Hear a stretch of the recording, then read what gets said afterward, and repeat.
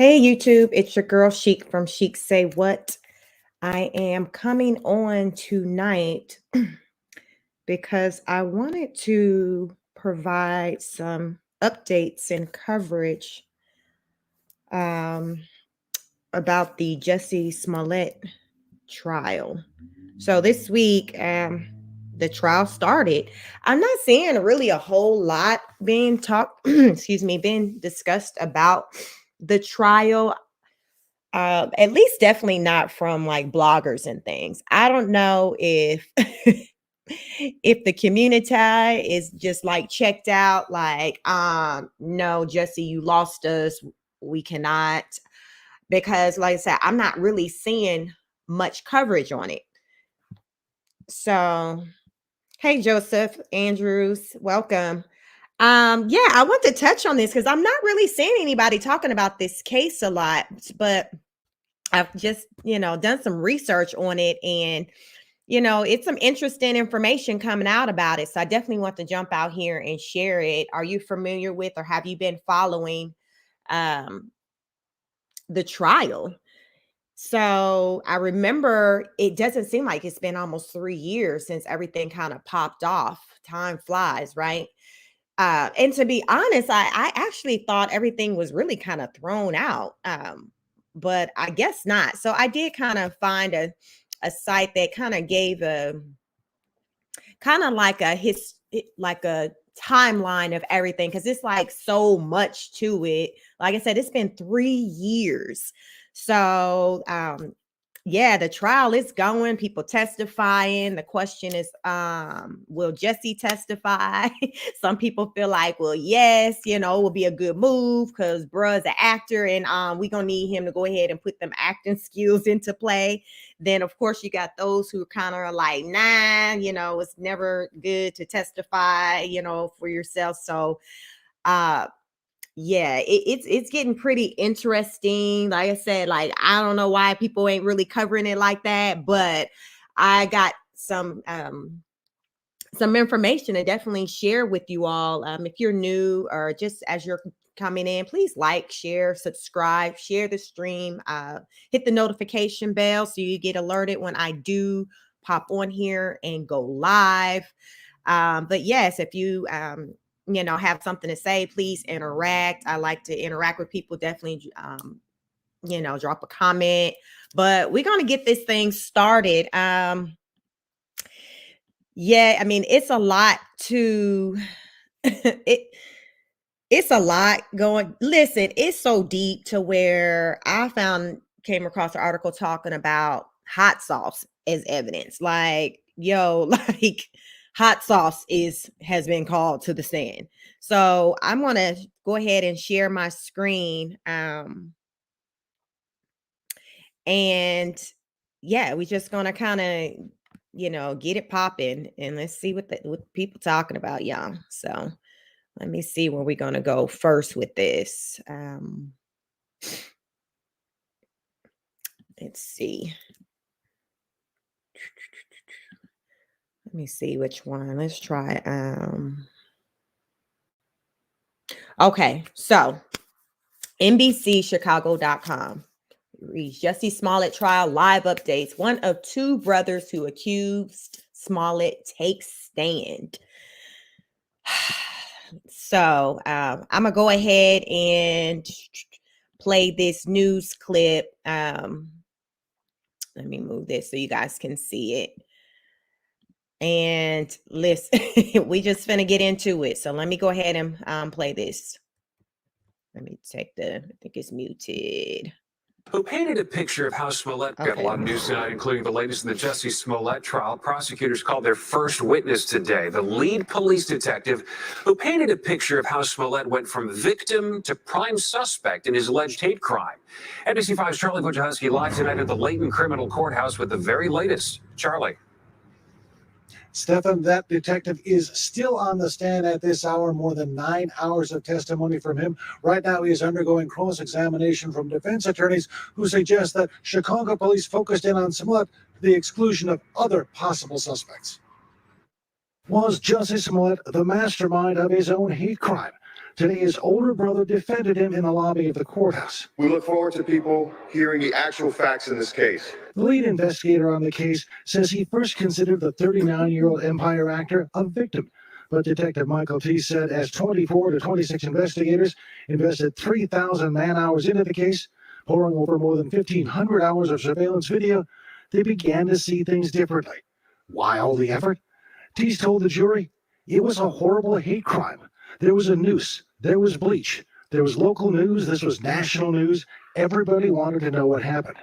But after comparing video footage, cell phone records, GPS, and rideshare records, T says, we determined that the alleged hate crime was actually a staged event and never happened.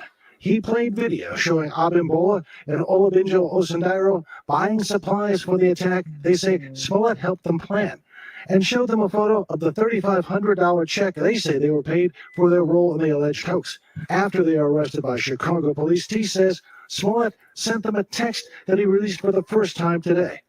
Brother, I love you. I stand with you. I know 1,000% you and your brother did nothing wrong and never could.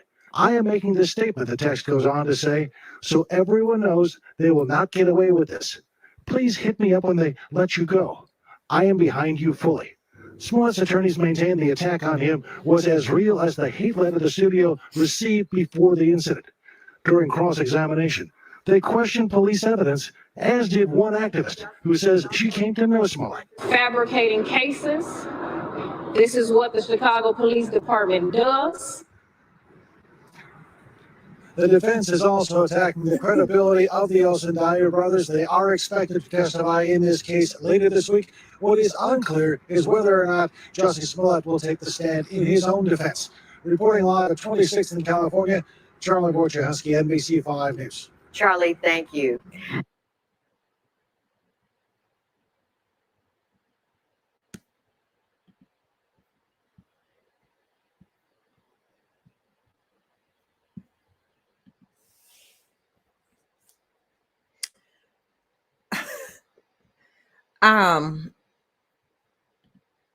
Yes, that's a lot. Joseph Wild at the word, like, it's so much evidence to where it's not looking good for the kid. It's not looking good for the kid. I think what really makes it most damaging is that the two brothers have actually come out and said, okay, yes, we did it. And there's footage showing them buying items used for it. So basically, it's not up for the debate on, okay, who did it? So we know who did it. Now it's kind of coming down to, okay, well, Jussie, did you already know who did it? So, like I said, I haven't been hearing anybody as far as supporters coming out as of late to his defense. Like, it's crickets, you know, like no one's really talking. It's like everyone's kind of trying to steer clear of it. Because I don't know if a lot of people may feel like, okay, Jussie kind of had us looking crazy as we were coming out here. Joseph, you say he finished. I'm with you. Like, I believe he'll be found guilty, but I don't believe he'll go to jail. So, from what I've researched, and I have some other material to share, he can face up to, face up to 3 years in prison. But he can also get probation as well. And given that he doesn't have a criminal history, he's probably more likely to get probation. But even if that, I think his career is like done, you know, if he is found guilty, because it's just not a good look. His credibility is shot, you know, as we see his supporters right now is just kind of like his family. We saw the advocate in the video where she's like, yo, you know, Chicago basically Chicago PD is trash. In other words, is what she was saying. But I don't know how you come back from this. That's that part. Like, how do you come back from that? And it's like his relationships, they've been damaged. Like, those relationships that he did have, they're done. Nobody wants to, touch him with a 10-foot pole. Like, everybody's like, no, yeah, let me act like I didn't kind of put that tweet out about trying to support him. It's like people was trying to act like they weren't here for what he had to say almost 3 years ago. Joseph, you say, yeah, as far as his job, he can count. Let me see. Yeah, as far as he out for the count. Yeah, it is what it is. So I'm gonna share my screen again. I came across a really good interview with an attorney, and she actually was present at the first day of the trial, and she had, an interesting take on things. So let me share my screen. I'm gonna share my screen again to show that interview and listen to what this sister had to say. So this is from newsnationnow.com. So this article reads, Jussie Smollett has to take the stand, analyst says.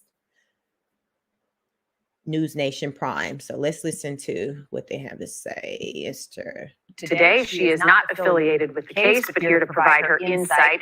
Appreciate your time as always. So the big question, will Jussie Smollett testify in his own defense? What do you think? I think he has to. Nobody else can tell his story from his point of view.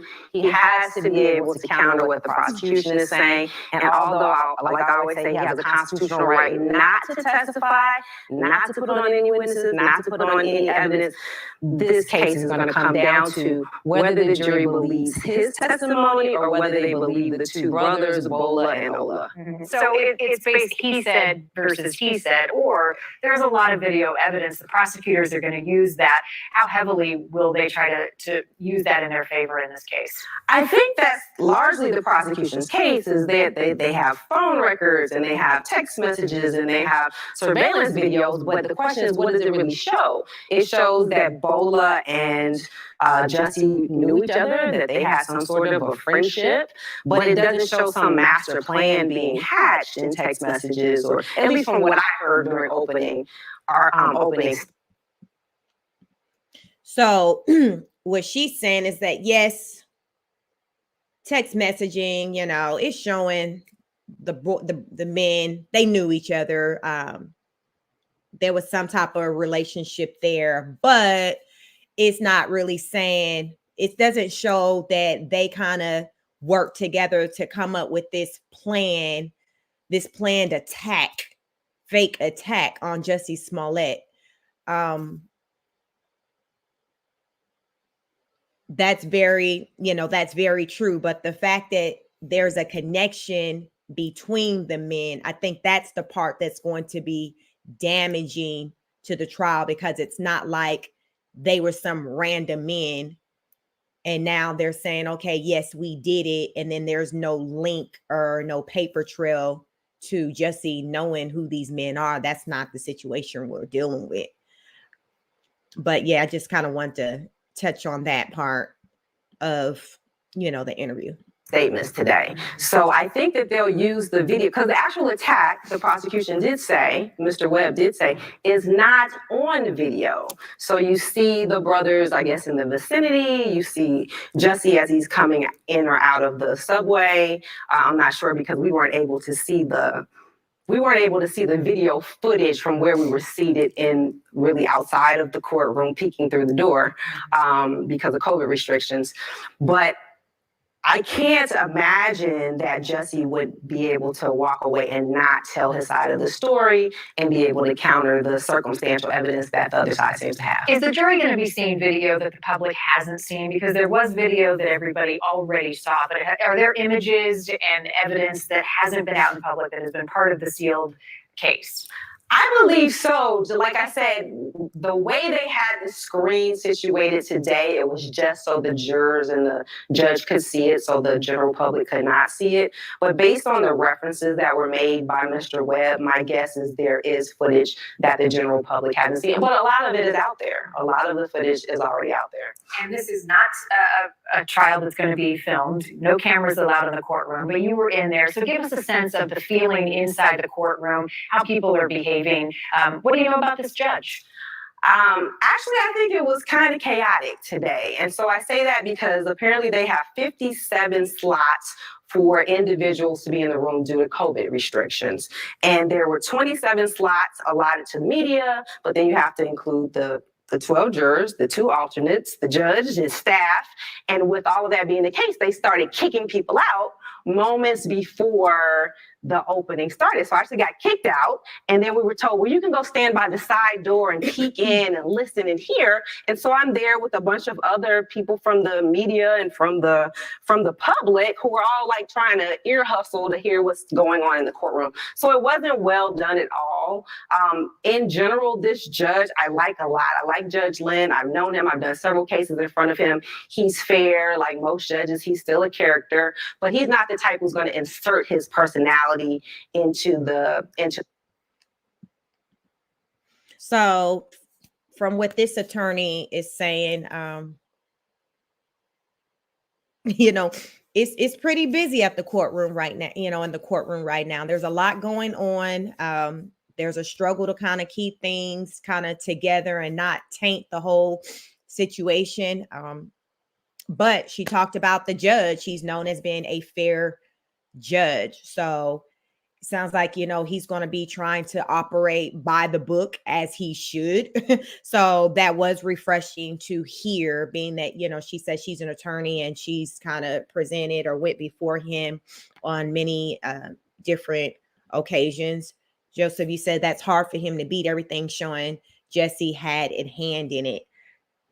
Very true. I like it. I'm just curious.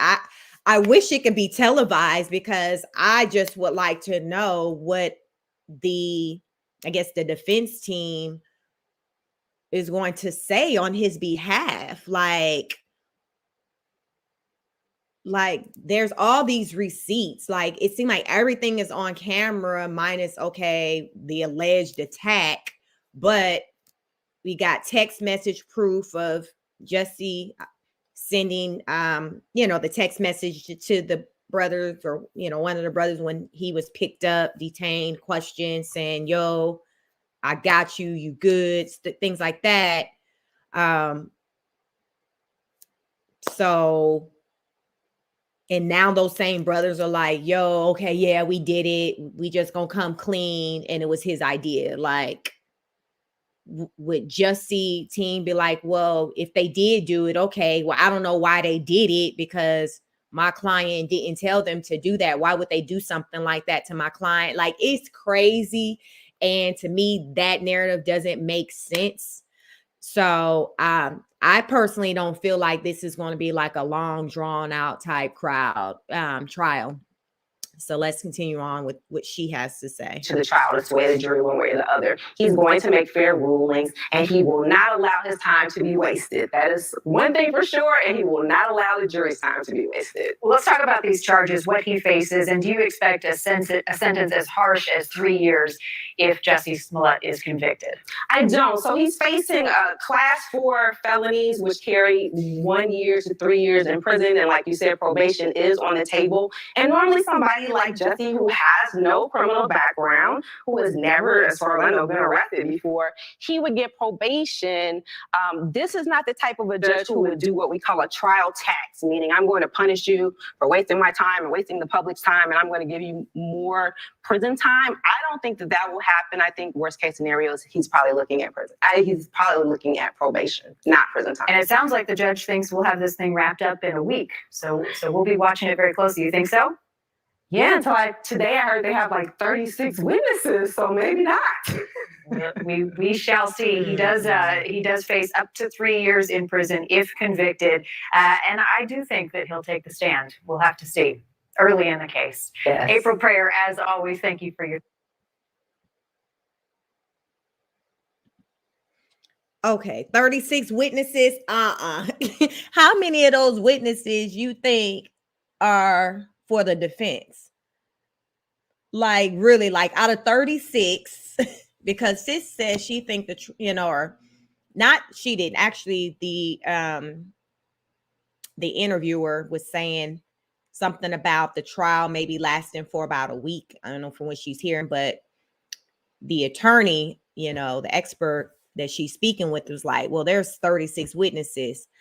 I would really like to know how many of those witnesses are for the defense, like, because I'm not seeing, I don't know.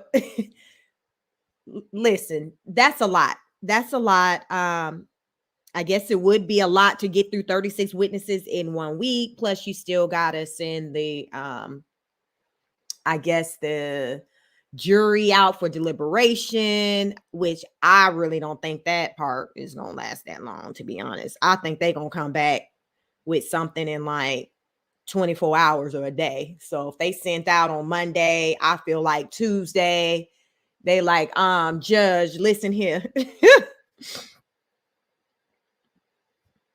Joseph, and you said 20, maybe 20 witnesses. Yeah, it's a lot of witnesses. So I guess when you're trying to put everybody on the stands and then both, the prosecutor and the defense can cross-examine. Yeah, I mean, it's a lot of witnesses. So to me, listen, I don't even know if they even need all them witnesses, based off of just what we've actually just seen presented just thus far. Like, it's not looking good for the kid, not at all. But I want to show, I found this interesting this timeline, and it'll kind of help us kind of piecemeal it and refresh our memory of kind of what's been going on with this thing. So I'm gonna share my screen so you guys can see this. Let's see.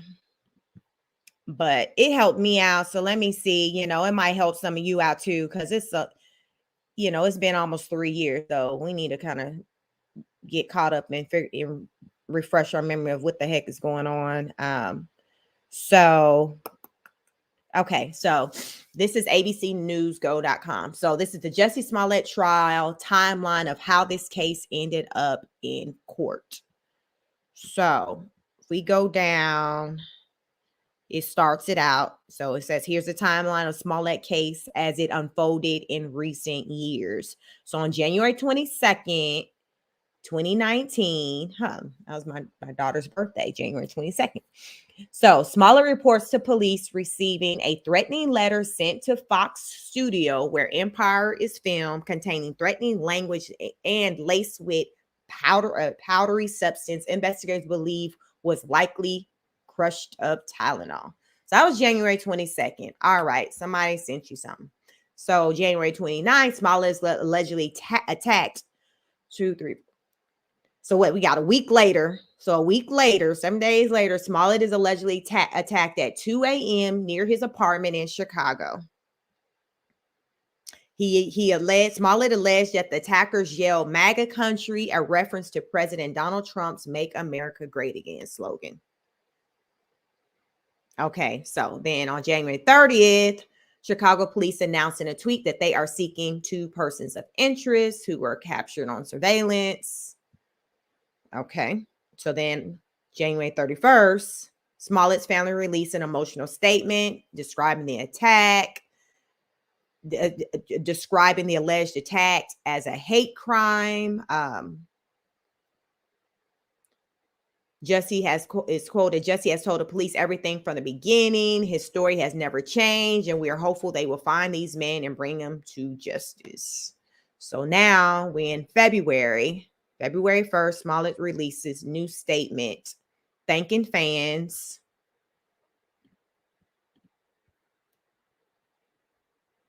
And reiterating that his account of the alleged attack and remain consistent. And he's quoted as saying, despite my frustrations and me concerns with this, with the certain inaccuracies and misrepresentations that have been spread, I still believe that justice will be served. So now we on February 2nd, 2019, Smallett makes his first appearance on stage since the alleged attack. He's quoted, regardless of what anyone says, I will only stand for loves. Tearing up before beginning his set, quote, we hope that you all stand with us. So then on February 4th, Chicago police releases the initial incident report about the attack.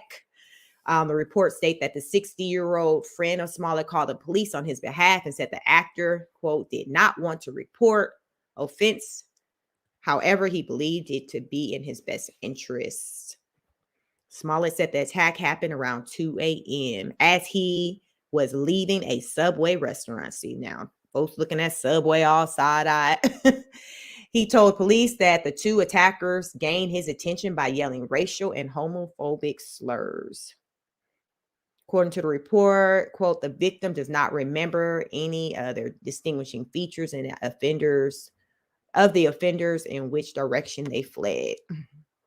10 days passed without any developments in the investigation.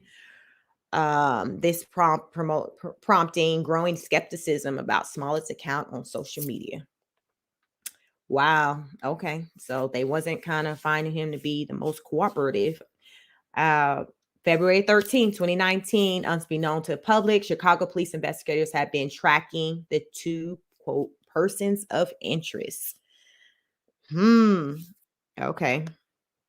So investigators learned that these two men were returning to Chicago on February 13th from Nigeria and moved in. The pair were detained at the airport, placed under arrest, and taken in for questioning. Listen.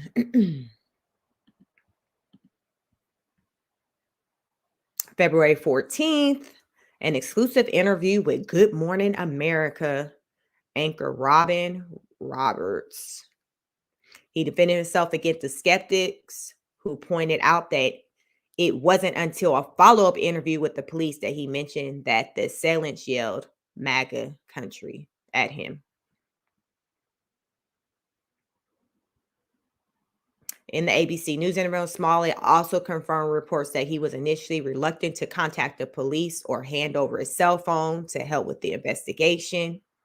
So he's quoted saying, they wanted me to give my phone to the tech for 3 to 4 hours. I'm sorry, but I'm not going to do that, the singer said, because I have private pictures and videos and numbers.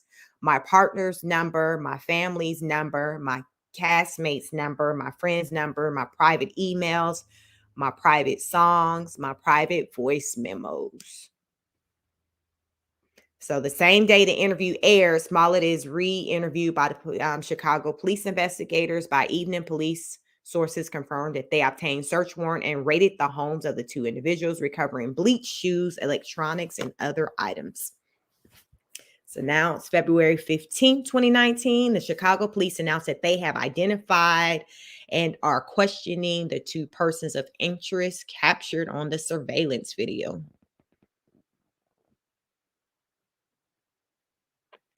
So,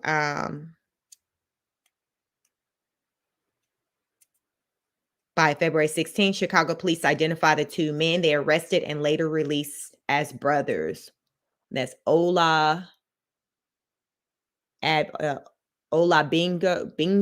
and Abimbola Osundairo, both U.S. citizens of Nigerian descent. So later in the day, police said they were eager to speak to Jussie Smollett based on the new information they obtained after the interrogations. So here's a picture of the two men captured walking the night of the alleged attack.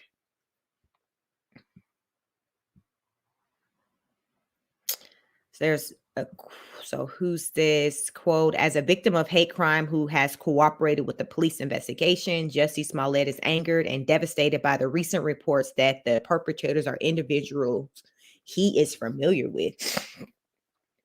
Began a statement from Smollett's attorney, Todd Puh and Victor Henderson. He has now been further victimized by claims attributed to those alleged perpetrators that Jussie played a role in his own attack. Nothing is further from the truth, and anyone claiming otherwise is lying.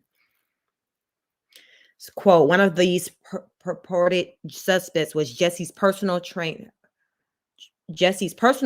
who he hired to ready him physically for a music video, the statement continued. It is impossible to believe that this person could have played a role in the crime against Jussie or would falsely claim Jussie's complicity.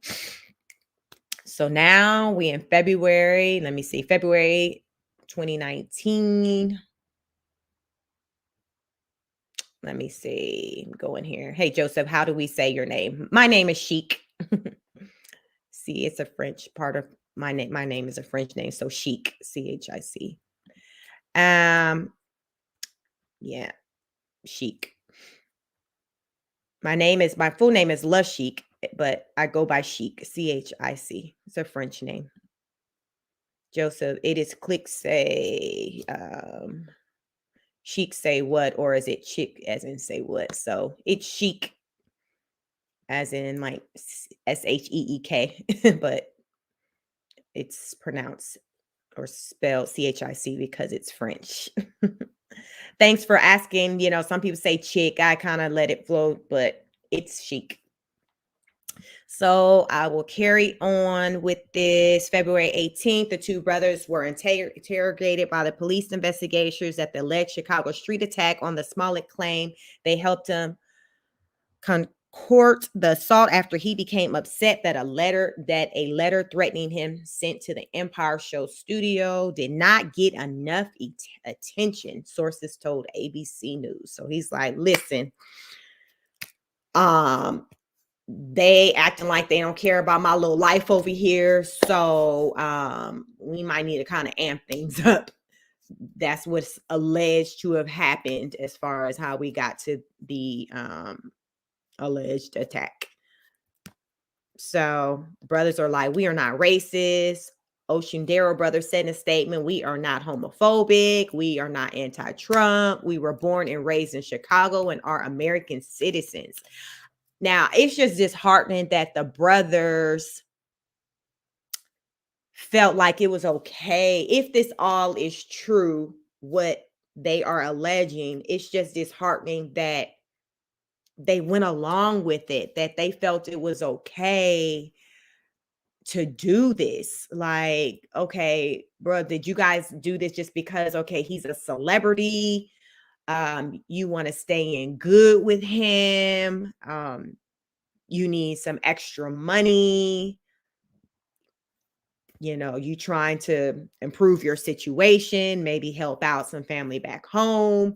Like, I would want to know just in this trial, I would want to hear their rationalization to why they agreed to go along with it.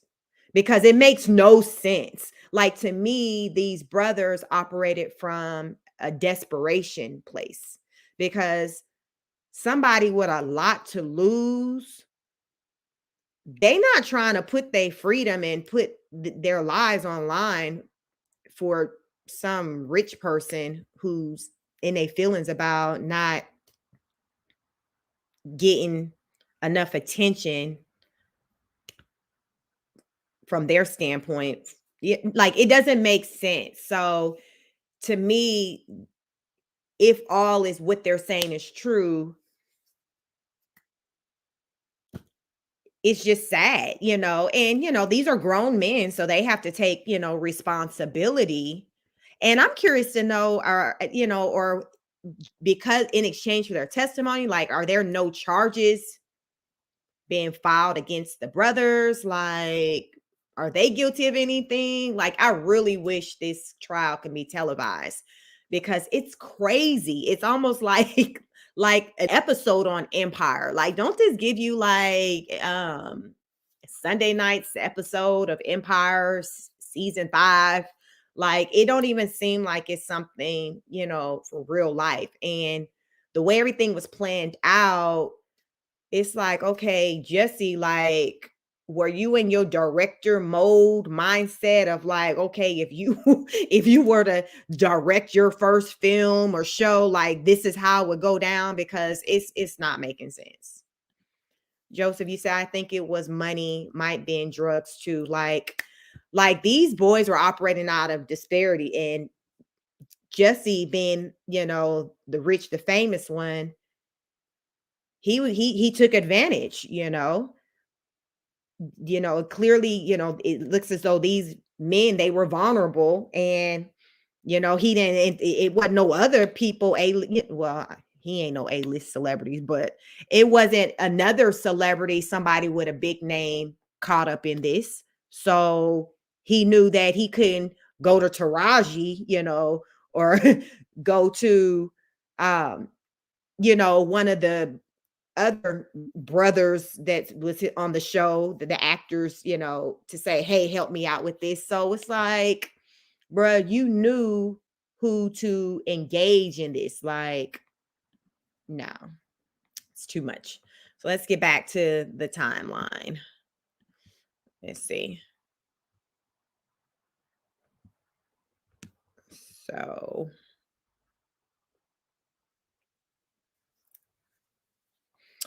So February 19th, police say they're following up on tip that the night Smallet reported being attacked, he was in the elevator of the apartment building with the 2 Nigerian brothers. Police later dismissed the tips as not credible based on video evidence.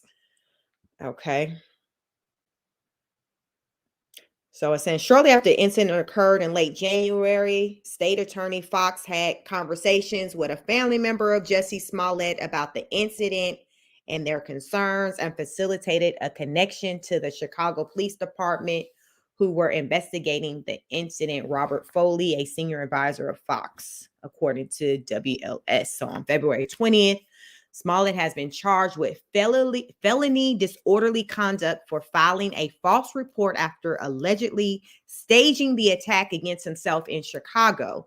Police and the state attorney's office confirmed to ABC News. Quote, detectives will make contact with his legal team to negotiate a reasonable surrender for his arrest. Chicago police spokesman Anthony Guillermi said on Twitter. By Wednesday evening, the Chicago Police Department had officially classified Smallet as a suspect in an ongoing criminal investigation for filing a false report. So that's when it started getting real. The announcement in the tweet from the Chicago Police Department verified account represents another stunning twist in investigation that has seen more than its share of such development. The tweet also announced that detectives are presenting evidence to a grand jury. Game time over. So this looks like this is the tweet from February 19th from Anthony Guillermi. So it says the CPD, Chicago Police Department, has confirmed that a tip this morning about a sighting at the residential towers of individuals involved in this alleged incident is unfolded as it was not supported by the video evidence obtained by detectives. Case update, Jussie Smollett is now officially classified as a suspect in a criminal investigation. Hashtag Chicago police for filing a false report, class 4 felony. Detectives are currently presenting evidence before a Cook County grand jury. Meanwhile, 20th Century Fox Television and Fox Entertainment continue to stand by the embattled Empire actor and continue to deny reports that he was or is being written off of the hit show. Jussie Smollett continues to a consummate professional on set, and we have previously stated he is not being written out the show. Like I said, I haven't heard nothing from anybody, since, now trial is going, like it's crickets. You're not hearing, anything as far as a support coming from them. And Joseph, you said Jussie used them. Yes, he did. And it's sad they allowed themselves to be used, but yep, he did. He used them, period. Like, that's what he did. So February 21st, Smollett turned himself in to Chicago police to face a felony charge of filing a false report, a crime that is convicted, if convicted, could put him in jail for 1 to 3 years. Quote, Jussie Smollett took advantage of the pain and anger of racism to promote his career, Johnson said. I am left hanging my head asking why. Why would anyone, especially an African-American man, use the symbolism of a noose to make the false accusations? How can an individual who's been embraced by the city of Chicago turn around and slap everyone in the city in the face with his false claims?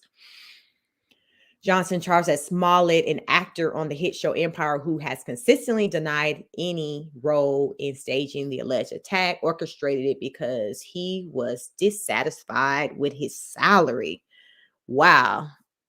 A salary that we all know is more than what an average person's salary is. The entitlement. It's the entitlement for me.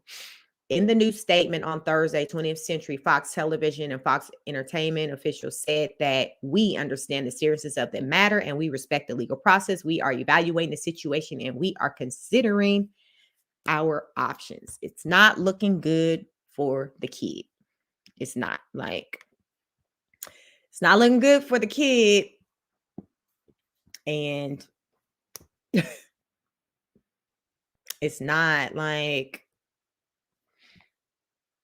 March 8th, 2019, Cook County State's Attorney Office announced that the previous day, a grand jury announces that the previous day, a grand jury indicted Empire actor Jussie Smollett on 16 felony counts of disorderly conduct for filing a false police report, according to Cook County State Attorney's Office. 16 felony counts. That's a lot. Yeah, the first set is related to what Smollett told officers about alleged attack, including that the attackers called him racial homophobic slurs, struck him with their hands, put a noose around his neck, and poured some sort of chemical substance on him. Look, that's a lot. When I say it sounds like somebody was in like Hollywood mode, like, yo, we finna really do this, y'all. We finna like really, like that's really.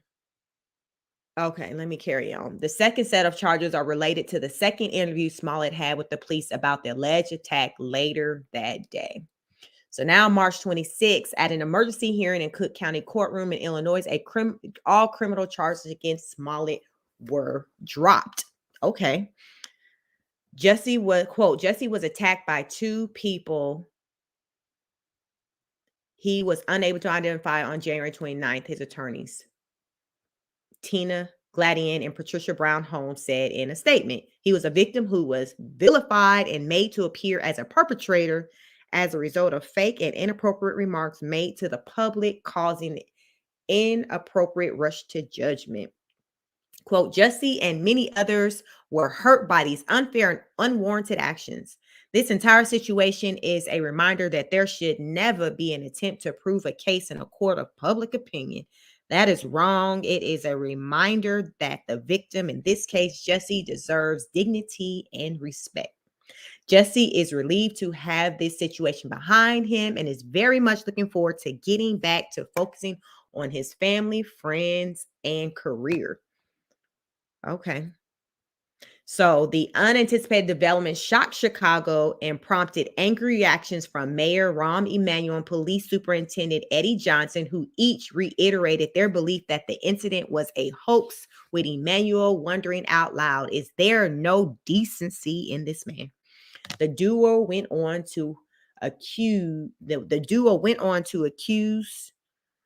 to Empire actor of receiving preferential treatment by the Illinois State Attorney's Office. I knew I had heard something about like these charges being dropped.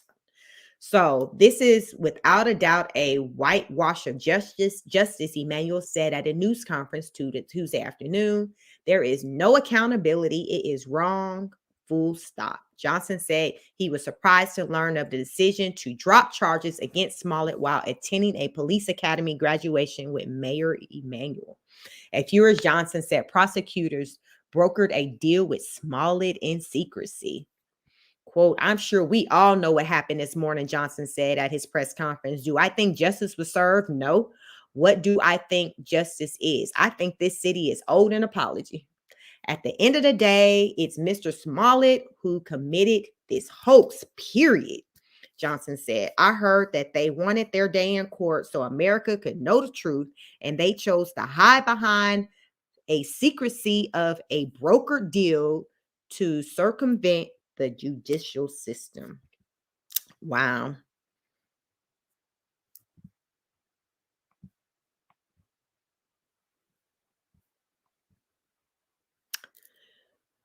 Yeah. So going fast forward to May, an Illinois judge rules that records sealed in the hoax attached criminal case of Empire cast member Jussie Smollett to be made public, ruling that the actor has not displayed the actions of a person seeking to maintain his privacy. Cook County Circuit Court Judge Stephen Watkins ordered that investigative files in the high-profile case be unsealed after ABC News and other media organizations argued that keeping them from public view was a violation of the First Amendment and the public's right to access to court records. Wow. So fast forward to June 2019, Cook County Judge Michael Tooman appoints a special prosecutor to investigate the decision to dismiss all charges against Smallet, opening up the possibility that the actor could being charged with again, the Associated Press reports to, and also just suggests that Fox may have mishandled the case by appointing a top aide to oversee it after she recused herself. So somebody made some calls.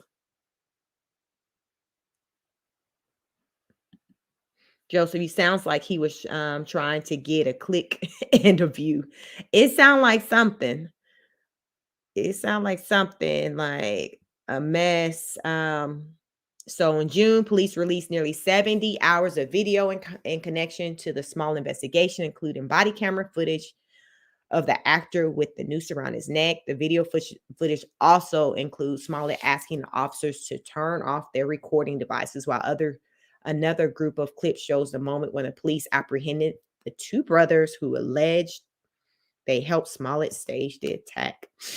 So now we in February 12th, 2020. So we're a little over a year out now. Smallet 37 is indicted on 6 counts of disorderly conduct related to making 4 separate false reports to Chicago Police Department. To Chicago Police Department officers claiming he was a victim of a hate crime while knowing he was not a victim of crime, Special Prosecutor Dan Webb said in a statement on Tuesday.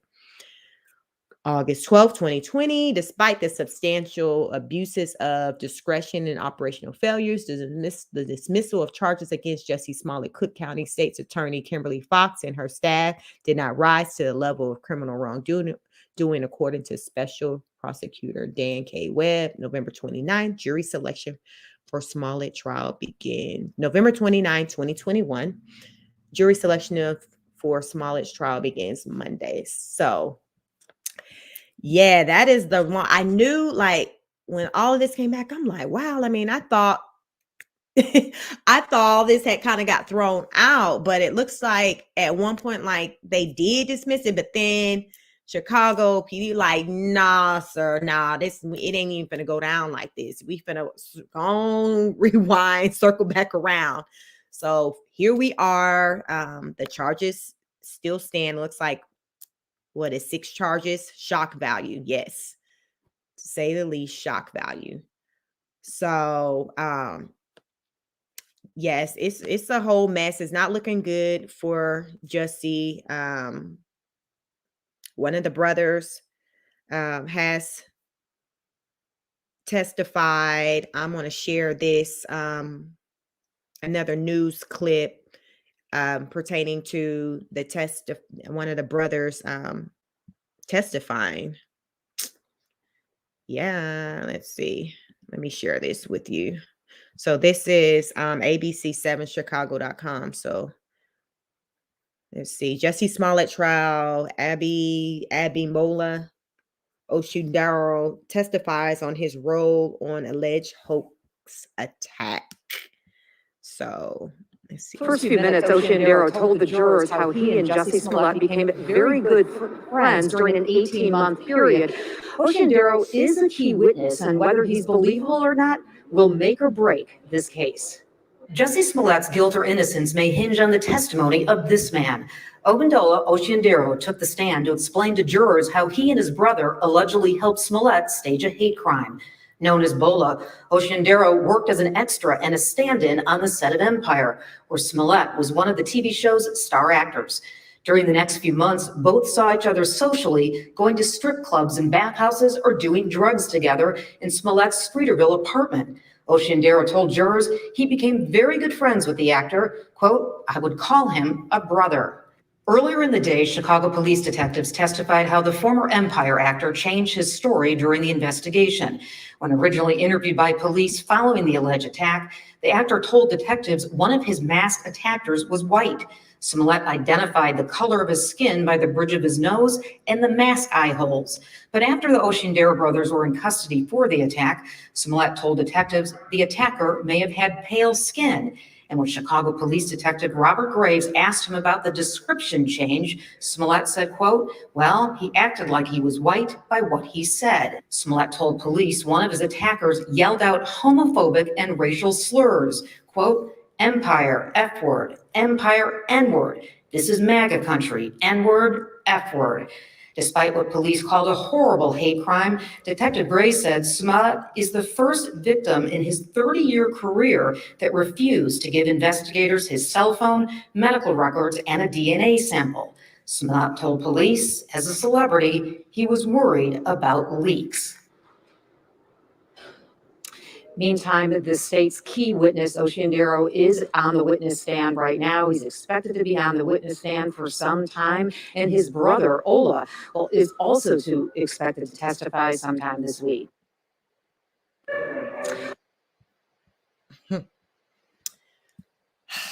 Yeah, so one down, one more to go. Joseph said Jussie was trying to make a fool out of them. They said, not today. You're right. See, drugs, yes. More often than not, drugs play a part in foolishness. You see drugs and money, they're going to be somewhere in the narrative. Yeah, it's it's not looking good. And hopefully out of them 36 witnesses, a good portion of them are for Jussie, character. I don't know if you would, at this point probably would call for character witnesses, people to, speak on his character and not look for him to do anything. But here's another article I thought was interesting as I talked about earlier in the live about hot sauce being in evidence. So I found this New York Post, New York, let me see. Is this, here we go. So check this out. So this is from NewYorkPost.com. Jussie Smollett's attorney grills cop over hot sauce evidence discovered by Post reporter. Listen, I say an episode of Empire. So Chicago, the defense at Jussie Smollett's trial on Tuesday grilled a city police detective over a key piece of evidence that was recovered by a Post reporter. A hot sauce bottle, yes, I said a hot sauce bottle with the odor of bleach was found by the reporter more than a week after an alleged attack on January 29, 2019, where the Empire star claimed two men splashed him with the chemical and hurled racist, homophobic slurs. Smollett's attorney Ninye Uche asked City Police Detective Michael Thies, one of the lead investigators in the case, if a hot sauce bottle was used to contain the bleach. The detective replied yes, and then responded that police hadn't found the evidence. This was an investigation you were taking seriously, correct? Uche said. Yes, Thies replied. It was a journalist who found it, Uche asked. It was a journalist who found it, Uche asked. Yes, the detective answered. So, Exhibit 1, hot sauce bottle. The prosecutors objected to the follow-up question about whether the Post reporter was yelled at when she notified Chicago cops and whether officers were upset she found the bottle. The journalist found the bottle because nobody looked for it, Uche said, eliciting another objection. Judge James Lynn sustained the objections. Uche rested his case and the jury then broke. So a reporter found the bottle. Wow. Smallet. So this is Smallett's defense attorney speaking with the press. So I guess that's Ninye Uche speaks with the press outside the Layton Criminal Court building. Pictures of the crime scene. The Chile habanero hot sauce bottle was found by a reporter investigating the scene following the police investigation of the scene. So the police didn't notice it, but a reporter found it. Interesting. So here the brothers, Ola Benjo Osundairo and Abimbola Osundairo appear outside the Layton Criminal Courthouse. Wow, yeah. Yeah. Well, hot sauce, right. Wow. Like, it, you can't let what they say, you can't make this up. You can't make this up. Just like, it ain't got real. They didn't put hot sauce up in the mix. Wow, yes. Wild ain't the word. Something don't sound right about that. Like, something don't sound right about this whole situation. So it's like, just when you think one thing sound crazy, then brace yourself, because you about to hear something else even more wild. It's just the way that I think pretty much I'm learning kind of more about this whole situation now today than I did back then. I guess because I kind of researched it because I wanted to discuss it on my channel. But it's real, it's deep, it's a lot. I don't see how our brother can kind of come back from this. But from the looks of it, from the evidence, it looks like, he did all of this to himself. So it's really no one to blame but himself. And hopefully when all of this is said and done, like, he really learns from it and do better, and somehow, I think people make mistakes. I don't wish him bad. I can only hope that he get his life together, get it, to where he can get to a place. I think in order for him really to get to a place where the people are kind of back supporting him, he's going to have to own it and apologize. Like, I don't feel like there's no way really around that. I don't think that he can just kind of brush this underneath the rug and just hope that, okay, over time, people are going to forget about this. I mean, you had the people supporting him from the, with the LGBTQ fam. Like, it was so many people who came out back then supporting him. Even Kamala Harris had even Let me see if I can find that, because I want to say she even had publicly supported him.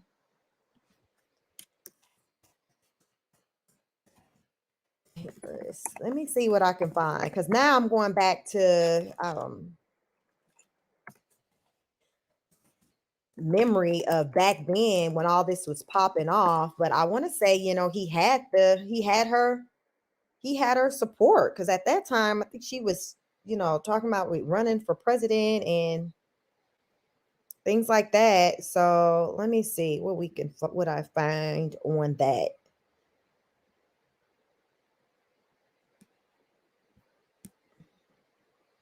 Yes. Let me see if I can find something, because I remember like it was people like backing him. Okay, so let me share this, because we're gonna flash it back. And like I said, I ain't heard no recent statements from sis about her brother Jussie. So this is from foxnews.com. Flashback. Kamala Harris once called Jussie Smollett's claim of an attack an attempted modern day lynching.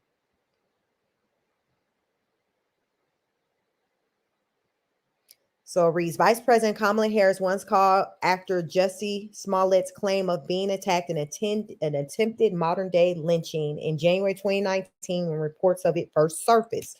Smallet is set to stand trial on charges that he staged the attack against him.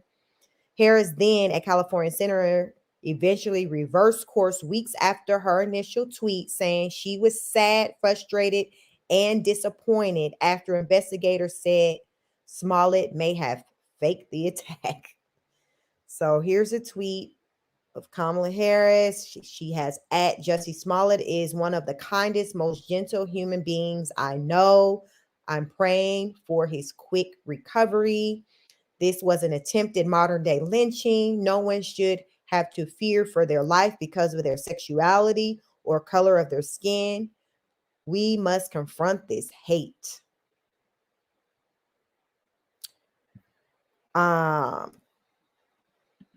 Do Kamala know the trial going on? Because I ain't heard nothing from her. Joe said, yes, his name all over this. He has to come clean. Yeah. Do you guys think that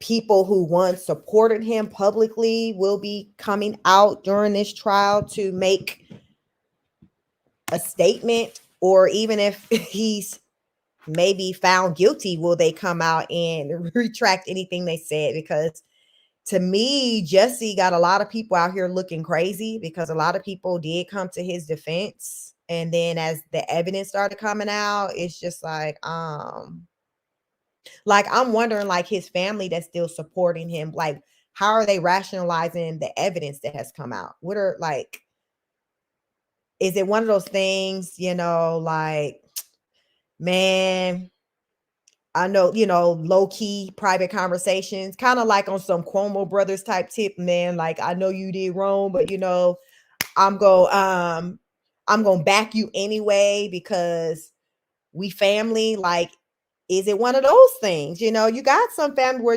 we ride or die regardless. I'm still going to rock with you type thing, because with all this evidence, like, how is Journey Smollett looking at her brother like, yeah, I still believe you innocent, but though it's like, are they having private conversations? And she's like, okay, bro, I'm just gonna ride this out with you. I mean, isn't that what family do? So it's a lot. They be quiet. Yeah, they be real quiet. They be real quiet. Everybody quiet. Everybody quiet. His family still by his side. So I'm sure he's living with a lot of regret. What they say, hindsight is 2020. That's he went from having alleged a salary that he wasn't happy with to what having no salary. Is that kind of where we at? So he done made it worse. Hell, the Empire don't even come on anymore. So now, I haven't seen him working, doing anything. Where is his money coming from? I don't see any residual checks. I don't know anything about Empire being in like syndication and played out anywhere. So I don't know if he got any reoccurring checks coming in. And then, you got these legal fees that got to get paid for. At the end of the hell, he might end up being broke after it's all said and done, because it's not free for him to fight these charges. He's probably happened to, families probably happen to maybe come in and pitch in possibly to even help him out with this. Like, it's deep, y'all. So, but yeah, please like, share, subscribe, hit the notification bell, hit the screen. Yeah. Hit the the notification bell so you know when I go live or whatever. But I just want to come on here and just touch on this because I didn't really see that it was touched on. So I want to just, for those of you who just had an inkling of curiosity of what's going on, like myself, there you have it. If you were able to catch the live stream, I thank you for coming. If you happen to catch the playback, please drop a comment. Let me know your thoughts. I'm going to continue to follow this. I may come back on here and maybe do some more updates pertaining to the case. But Joseph, you said, yeah, I think his pocket is gone. Like, he wasn't. Let's look up what his net worth is, because let's look that up. Let's try to look and see what bro's net worth is, because I know he wasn't pulling in money like that. And after all of this is definitely going to drain him.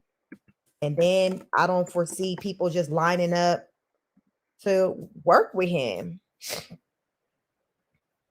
So let's see what it says. Jussie Smollett net worth. So this is, what are we on? Wealthgorilla.com. Net worth 1.5 million.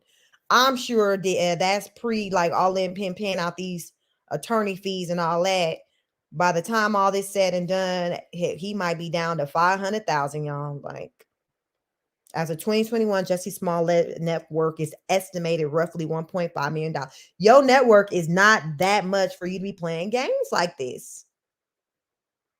It is not. Jussie Smollett is an American actor in Senior California. Let me see. He began his career as a child actor. Smollett attracted attention and received highly positive critical reception for his portrayal of musician Jamal Lyon in the drama series Empire. And that's, like I said, that's no longer on. So he's not pulling in Empire checks anymore.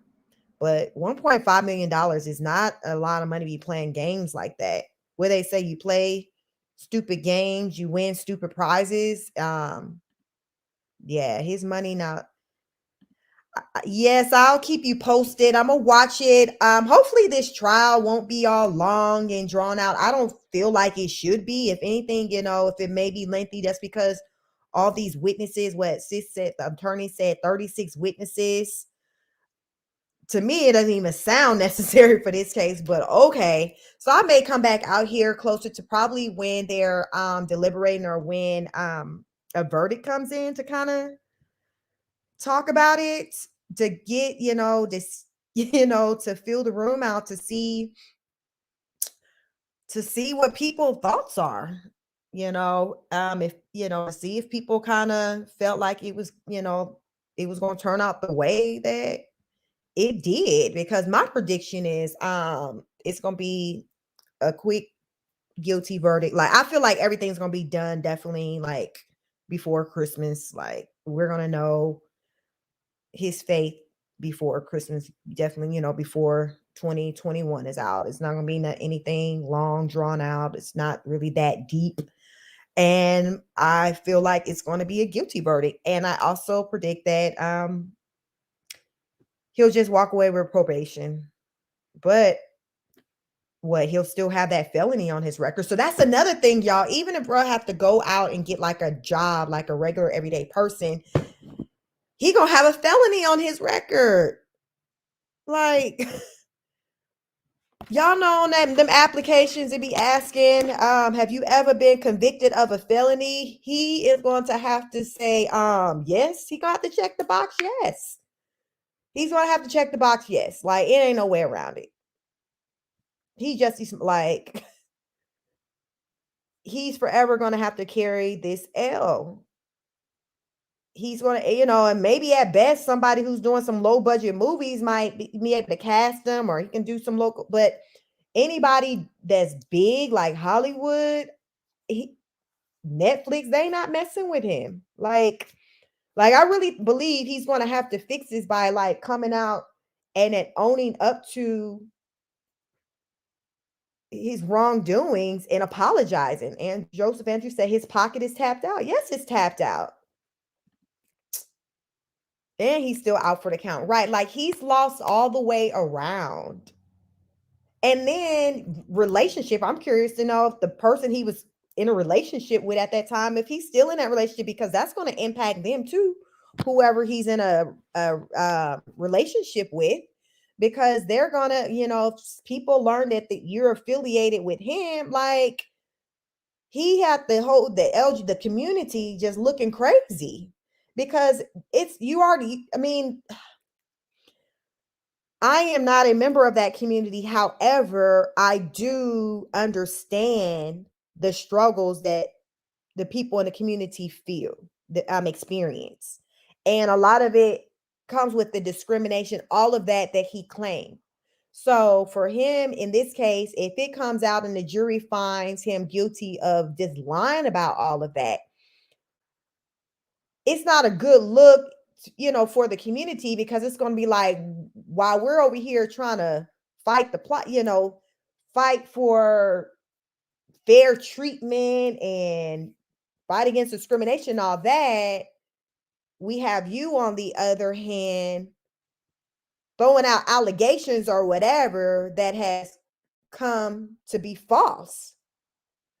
So now, they may look at us and say, okay, if we come out with allegations later down the line that are actually true and valid, like, people may side-eye us and trust if whether or not we tell them the truth. Like, it can just go in so many directions, and just that to even be the conversation is just not a good look. So I just think that you have that community impacted, and then you have the Black community impacted, because every day, we publicly, fight against racism.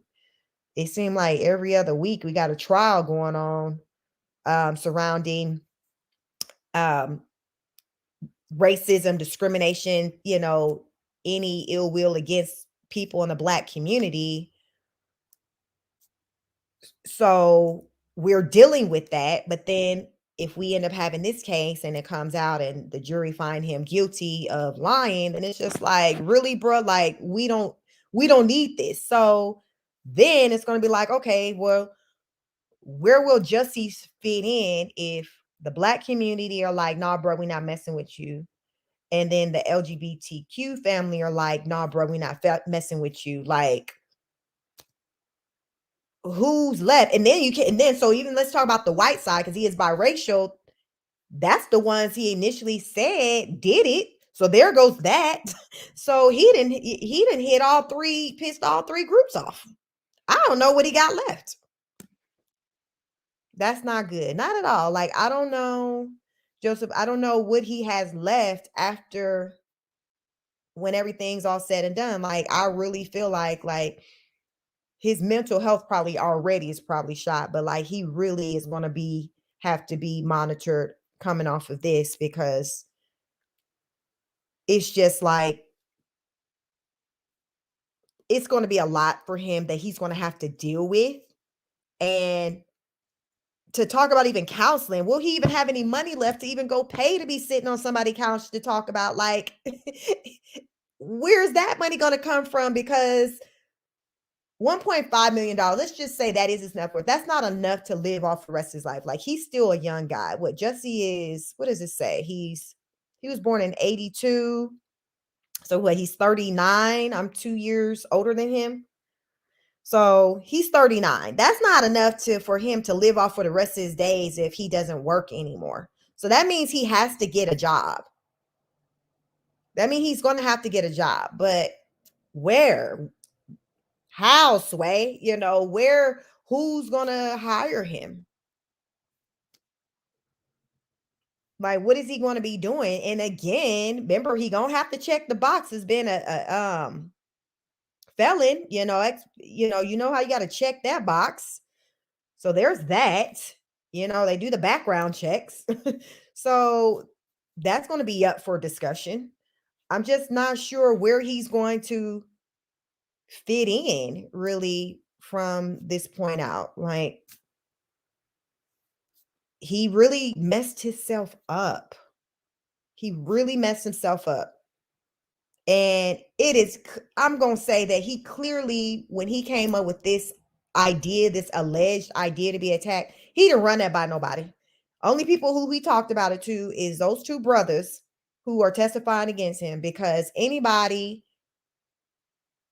with some common sense would have been like, no, no, sir. Like, no, nobody wouldn't have co-signed that. Like, think about it. Any of you, like, somebody came to you with that plan, would you have been like, yeah, bet, let's go?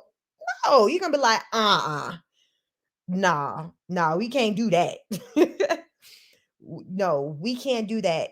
If he felt like his job wasn't taken serious of a threat that came into the studio, like, he could have just got on his own social medias, made awareness, done his own interviews with people. Like, he didn't have to act out. I mean, because that's what I look at is he acted out. He threw a tantrum. He acted like a spoiled child in that moment. And look what it led to. Like, and I would even give my kids, preteen and teenage kids, more credibility to know that this whole plan was like, nah, that ain't gonna work. Like I said, anybody with just any type of common sense would be like, nah. And I think that's why what Jussie's kind of going on as well. Like, this plan was just so messy to where I think that's what he's going off of too. Like, I couldn't have done this. Like, of course, I'm not that dumb. Like, to where it's one of those hindsight things, like, as everyone talks about how dumb it was, that's kind of what he's playing on of, well, why would I write a check out to them? Because remember, there was that evidence of the check. The brother showed the check that was written out for, I think it was what, $3,500. So Jussie's like, well, why would I write a check out? Like, why, and like I said, to me, it's hindsight thought for him. So yes, he's seeing now, like, this is stupid, but at the moment, I don't feel like he thought it was dumb. And clearly the brothers didn't either. That's the part I'm mad about. That out of the two brothers, one of them wasn't like, bruh, like, this is dumb. Like, both of y'all went, like, usually, it's gonna be one smart one. And if it was one smart one, how did the dumb one end up convincing the smart one? Let's just go along with it anyway. Like, because I'm pretty sure out of those two brothers, one of them had to have had enough sense to be like, nah, this ain't, because only one of them was the trainer to him. So I wonder if the trainer wasn't the so smart when he took it to his other brother. The brother was like, no, I don't think so. But the trainer was like, no, we can do it, because only one of them was his trainer. So I would say, of course, he had the closest relationship with the trainer, and he came to learn about the other brother, through the one that was a trainer. So, But the fact that both brothers just agreed to go on with this mess is just beyond me. Like I cannot. It's like even embarrassing just for just the Black community. I'm sure the gays, the people in the LGBTQ community are embarrassed. We know the Black folks embarrassed.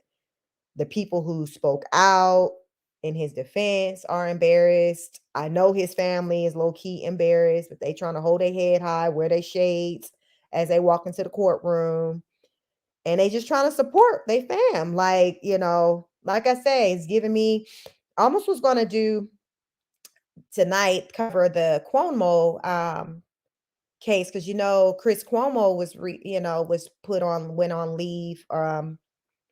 Well, let's just not call it leave, a suspension, an indefinite suspension by CNN for his involvement with his brother's case and things like that.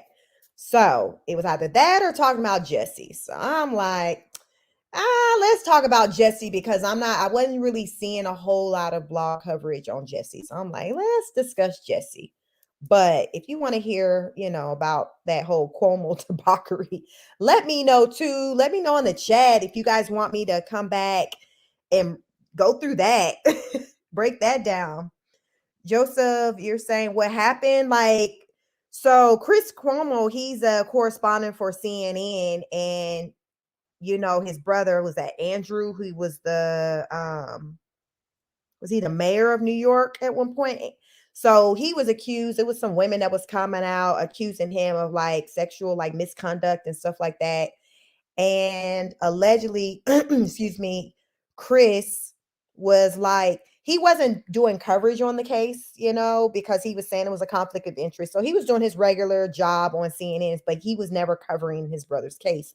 But low key, recently, some text messages have, reached the media where he was corresponding with some people about his brother's case and kind of giving them inside information about potential people that was coming out to talk about or new accusers who were coming out to accuse his brother of sexual misconduct. So basically, he was giving his brother the heads up. Hey, yo, such and such is about to come out and say something that you see what I'm saying? So CNN, they're like, we didn't know he was doing that.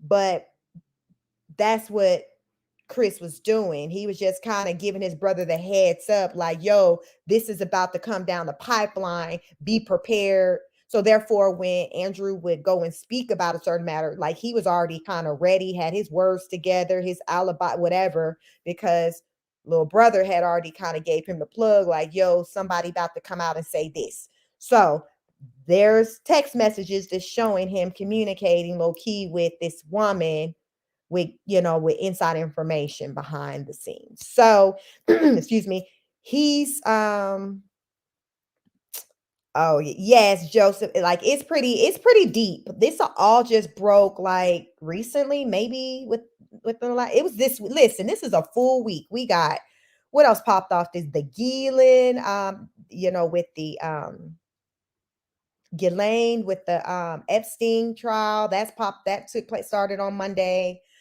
We got this Smallet situation, then we got the Cuomo. It's a lot popping off, or as people like to call them, distractions going on right now. But CNN, from my understanding, Chris Cuomo's spot on CNN, Chris Cuomo's one of the better performing, he pretty much carries CNN.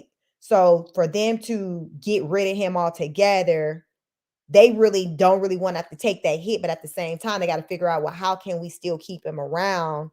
Where a lot of people are calling for his job, feeling like he should, because people feel like if it was anybody else, he would have been fired. But because he's Chris Cuomo and he's super popular, CNN are like, okay, we're gonna put him on suspension and then try to see, let's see if maybe it'll disappear. People stop talking about, how you'd always say you're the biggest news until the next big thing. I say it all the time on here, people's attention spans are very short.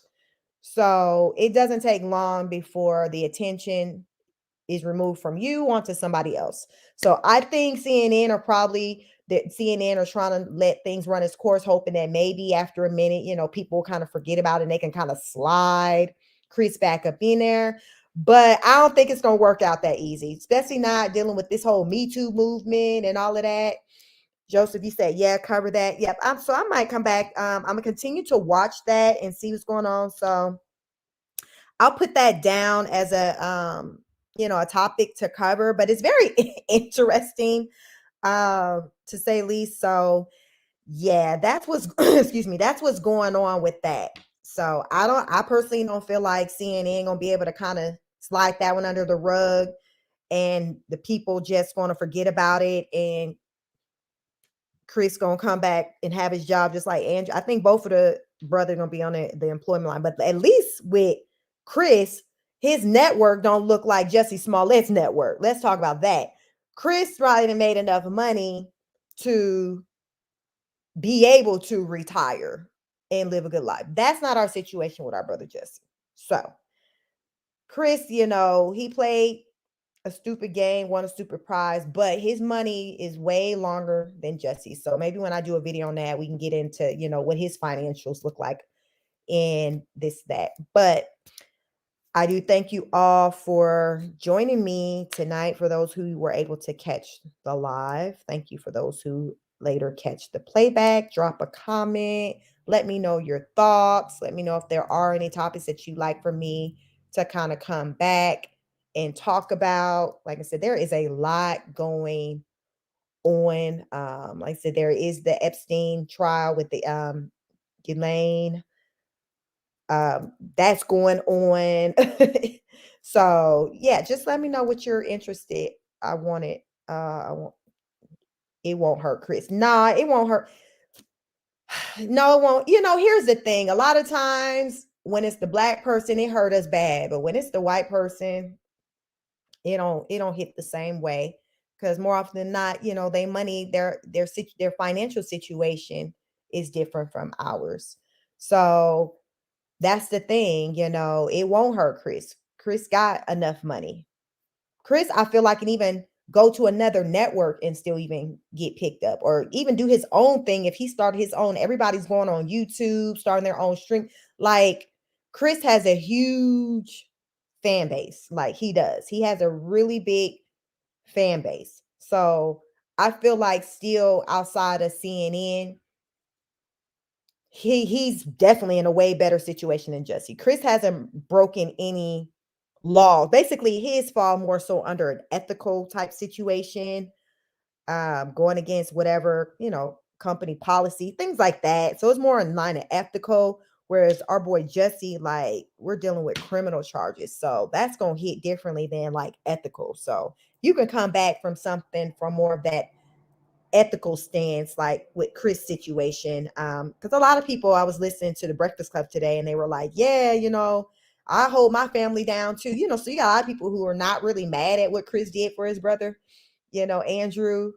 So it's just, they just felt like he was sloppy with it. He just, just didn't do it right. So I'll look more into that when I may come back and, do a video on that and just kind of break all that down, because it's a lot. But thank you again for joining. Please like, share, subscribe, hit the notification bell when you do know, so you'll know when I go live. And Joseph, thank you. And I enjoyed chatting it up with you. Thanks, Joseph. Thanks for chatting with me. I like to chat with the people. So you were the bold one to chat tonight. But drop a comment, and yeah, we'll continue to watch this. Yeah. So let the fun times begin. So until the next broadcast, peace.